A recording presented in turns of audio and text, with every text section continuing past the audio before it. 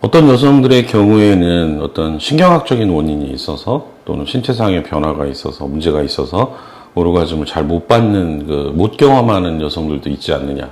맞습니다. 그래서 신체적인 원인으로 오르가즘을 못 느끼는 예를 들면 척수 손상이라든지 신경계의 문제라든지 전에 어떤 수술을 받은 후유증이라든지 호르몬이나 또는 약물 섭취에 의해서 이렇게 문제가 되는 분들이 한 10% 정도가 저희 교과서에 나와 있어요.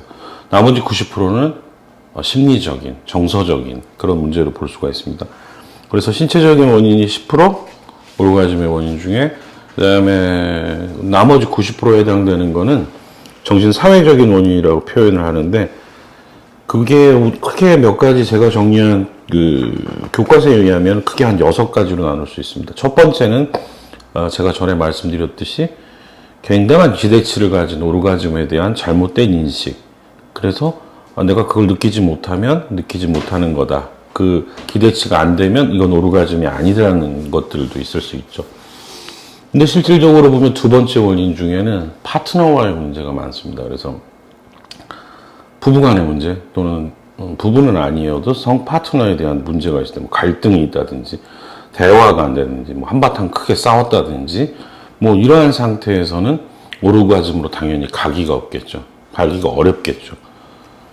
또 한 가지는 남자들의 문제도 많이 있습니다. 여성의 오르가즘 장애는 이걸 기술이라고도 하고 배려라고도 하는데, 사실 여성과 남성이 성적인 쾌감을 느끼는 시간대가 달라요.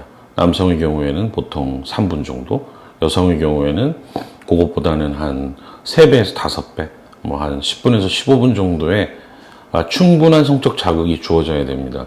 근데 그런 것들에 대한 것들이 적절히 배려되지 않고 준비가 되지 않았을 때 남성이 어떤 성적 행위를 끝낸다든지 본인의 위주로 간다면 당연히 느끼기 어려울 것입니다.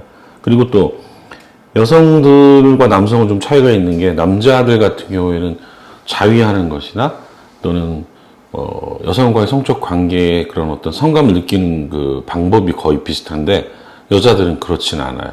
사실 질강 안쪽은 그렇게 예민한 구조가 아니고 일부 전질벽이 예민한 곳이 있기 때문에 그곳에 아주 집중해서 자극을 하지 않으면 잘 못 느낍니다.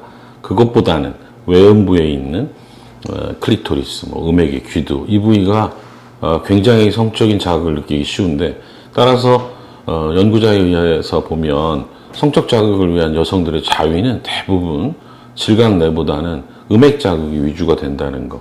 이 점은 여러분들 남성분들이 충분히 알아야 됩니다. 내가 충분한 시간을 여성들이 느끼기 편한, 그렇다고 해서 또 강도도 되게 중요한데 무조건 세게 하고 어떻게 한다고 해서 좋은 게 아니라 좀 배려하고 부드럽고 충분한 시간을, 성적인 자극이 충분히 그녀가 원하는 방식으로 불편하지 않게 전달되었을 때 성적 오르가즘까지 갈 수 있다는 점이 있습니다. 또 네 번째 원인으로는 성에 대한 좀 무지나 교육이 잘 안 돼 있거나 또 성교육에 대해서 굉장히 부정적으로, 우리 과거에 이제 저희 어머니 아버지 시대에는 성에 대한 것들은 좀 금기 시대고 말도 할 수 없고 교육도 되지 않고, 이런 과정과 이런 환경에서 자란 사람들은 성을 부정적으로 생각하기가 쉽습니다. 또 다른 것들은 성행위 중에 어쩔 수 없이 어떤 변화되는 자기의 모습을 추악하게 여긴다든지, 이로 인한 불안감을 느끼는 여성들이 가끔은 있을 수가 있어요.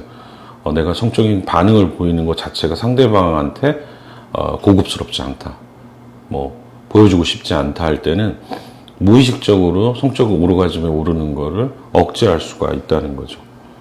기타 등등으로 여섯 번째는 이제 과거에 이제 좀 좋지 않은 성적인 경험이 있다든지, 또 임신에 대한 걱정이 있다든지, 지금 환경이 성적으로 본인이 느끼기에 적절하지 않다든지 할 때 이렇게 느낄 수 있는 것들이 정신사회적 원인이라고 해서 대부분 90%를 차지하는 오르가즘의 원인 중에 하나가 되겠습니다.